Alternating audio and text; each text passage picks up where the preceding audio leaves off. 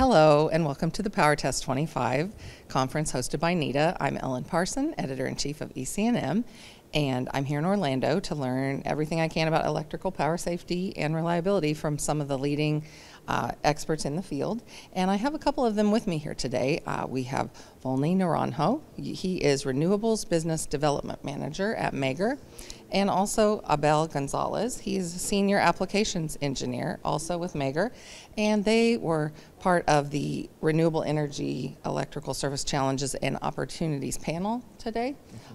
In the trade show floor. That trade show was 12 to 5. They gave a presentation panel on that topic. So we're here to get the key takeaways from that presentation. So if you could just let us know what that panel was designed to do, and then we'll move into some more specific questions. Sure. And before I guess we start on the specific topic, a little bit about Meggers.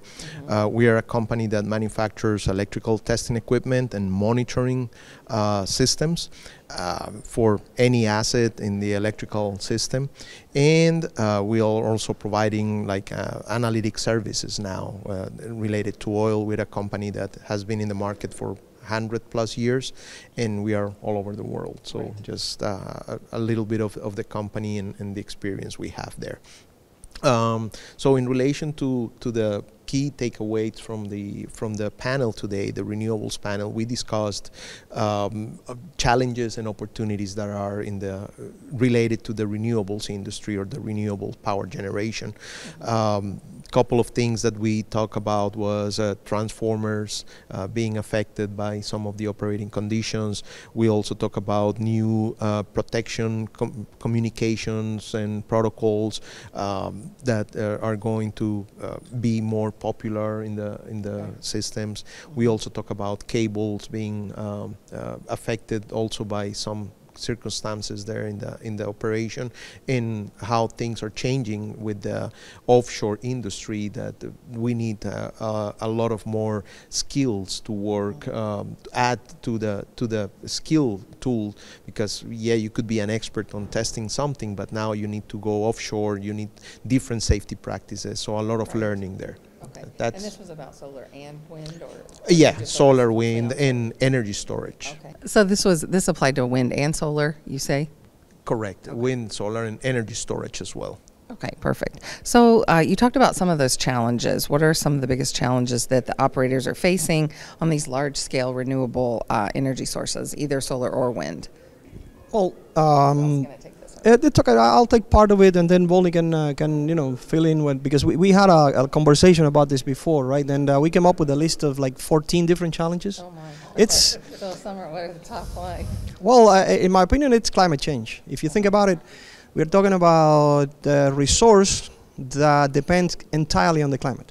You cannot produce solar power with clouds in the sky. You cannot produce wind without wind blowing, right? If the wind is blowing too much, then you have to stop right? So that kind of thing will affect the design of the systems, because the frequency and the size of the storms and the power of the wind is increasing. So that's one of the challenges that have to be. The point is that you have to make climate change part of your design, right? Not just of the wind turbines and the systems, the solar power systems, but of the transmission, distribution, dispatch, control, protection. All of that has to take that into account. Another big challenge in our conversation was, how do you bring that power from where it is produced into where it is being consumed? Because it has become very difficult in the current environment to build new transmission lines, right? And those transmission lines need to be large, high voltage, big, expensive projects, because the places where the wind is, for example, in the Midwest, are away from the main load centers, like in places like in Los Angeles, New York, Texas, etc. So the point is, you need to build those things, and you need to be able to operate them properly, right? So that's another one of the big challenges. Volney, do you want to? That's a lot of challenges. We could probably have a whole session on just the challenges. Absolutely, absolutely. But one more, and being a little bit more specific on one of the renewables is the offshore industry. So it's totally new for the U.S. This type of generation. We don't even have the ports. The U.S. is building the infrastructure. Ports need to be different from the regular ports to be able to have space for the towers, to be able to have special vessels to carry out things offshore, and then the training of the people. People needs to know how to operate under these conditions. Working offshore, working open waters is, I learned recently that is the second most dangerous place to work after the space. So Wow. so it's basically the most dangerous here in the U.S. And yes, there's a lot of knowledge related to working offshore, but it's not related to power generation. We have the oil industry, we have the fisheries, we have a lot of people working offshore, but really not on the electrical aspect. So we need to train those people, or we need to train the people that knows the electrical aspect to work into offshore. So that is a big aspect that we need. One thing because there's, like I said, there's a bunch of different things, but coming to our world, to NETA, to the NETA world, to the testing part, you have to develop new technologies and new methods for testing these things, because we are trying to test them the same way that we test the traditional systems. But these things behave differently. They have different technologies in the way they are built, right? So we need to come up with different ways of testing. You're still going to use, the similar electrical techniques and whatnot, right, but they have to be applied differently, right? The frequency with which they are tested, the places where you make emphasis in, the things that you're. We were just talking about during the panel about someone who found that a 120th harmonic of the fundamental was creating issues in a transformer. Nobody in the industry right now is looking for the 120th harmonic, right? There's a lot of power quality meters and whatnot that could do it, because they have the sampling rate to be able to do that, but nobody is, because nobody knows that they need to be looking for that in the industry, right? So that's a challenge, and that's a place where I guess a lot of research has to happen and a lot of development has to happen. Okay, yes, that makes sense. So what about those advancements? Are there anything you want to highlight as far as Meggers goes? Like, what are some of these advancements in the technologies that go along with the renewables market that's, advancing? Sure. So one of the things also related to offshore, and not only offshore, but long underground transmission lines. So transmission lines now, depending on the circumstances, they need to be underground, or of course the transmission lines bring in power from offshore, they are undersea. So these are typically long transmission lines, and for many reasons they are going to fail. The cable is going to fail. So the problem then becomes finding the fault, locating that fault to be able to fix it as soon as possible.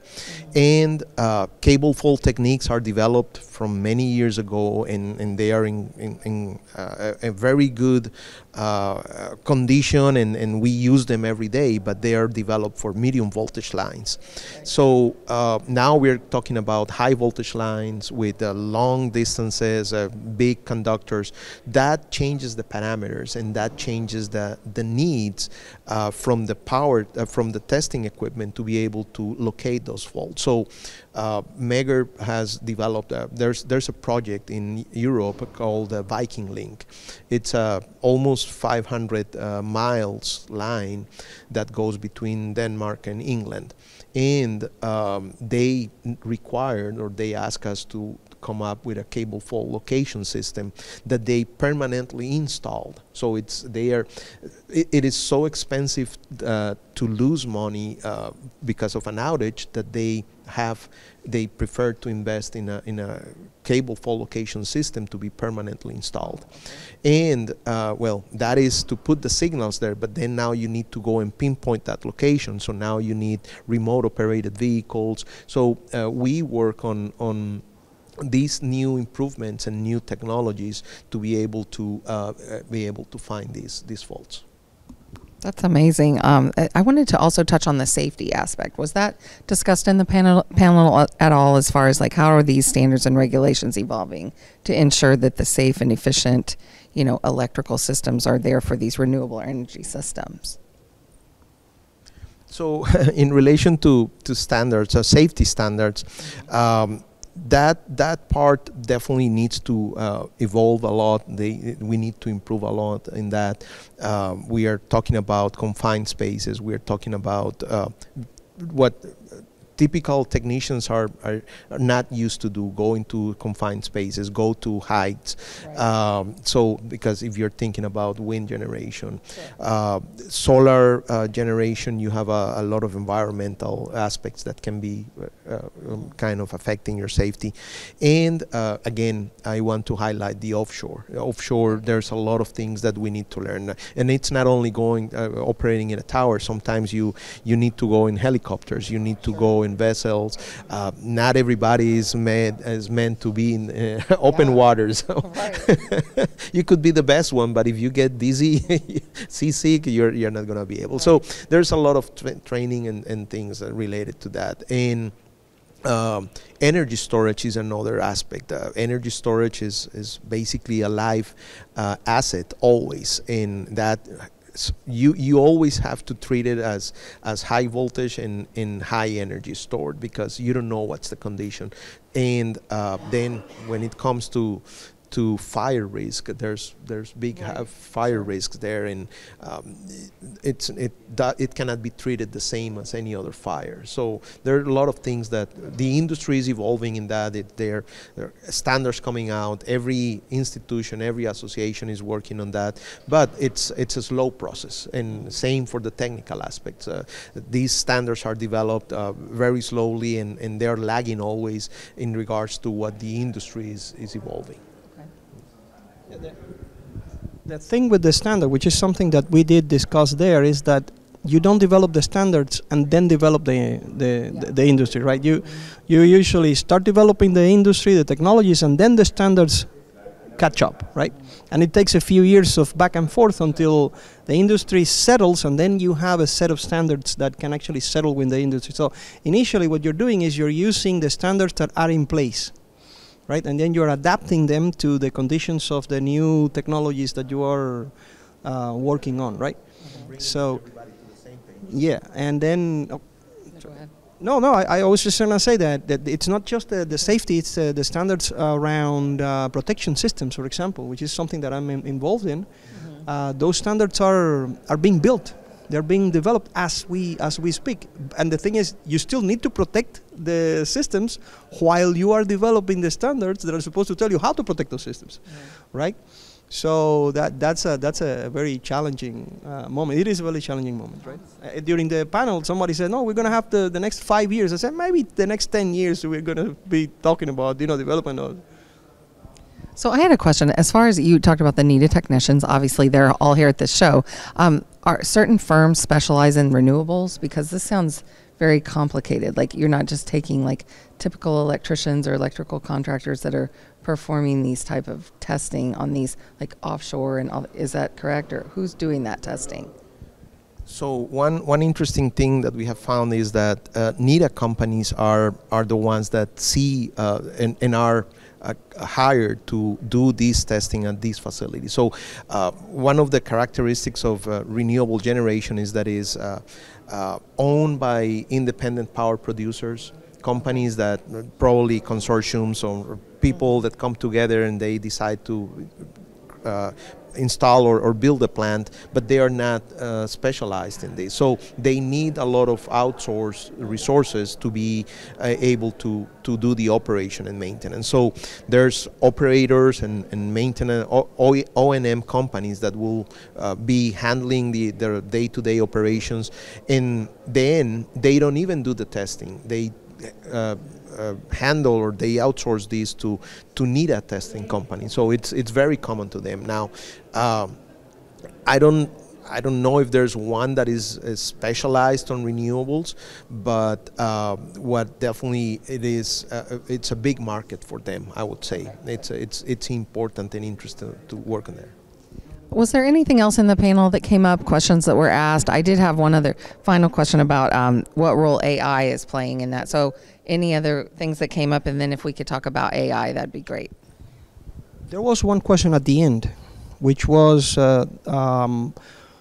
what are the opportunities that you see for NETA technicians in this area? And we were 5 panelists. Everybody had a different take on the answer. My answer was the U.S. is going to double energy production in the next 25 years. That's I read that forecast somewhere. About 20 to 25% of that is going to come from renewables. So imagine producing 25% of the current energy output of the U.S. just for renewables, plus whatever you have right now. The point is, it's a huge amount of energy, right? That's going to be produced. That's going to take a lot of sites, a lot of technology, etc. So you're going to need a lot of technicians, right? That's the one thing. You're going to have a huge demand on technicians. From the technicians' point of view, they need to learn the new technologies. We haven't talked about it, but digital protection and digital substation was one of the things that we did discuss relatively at length during the panel, and it's one of the areas where the NETA technicians are lagging right now. Okay, and they know.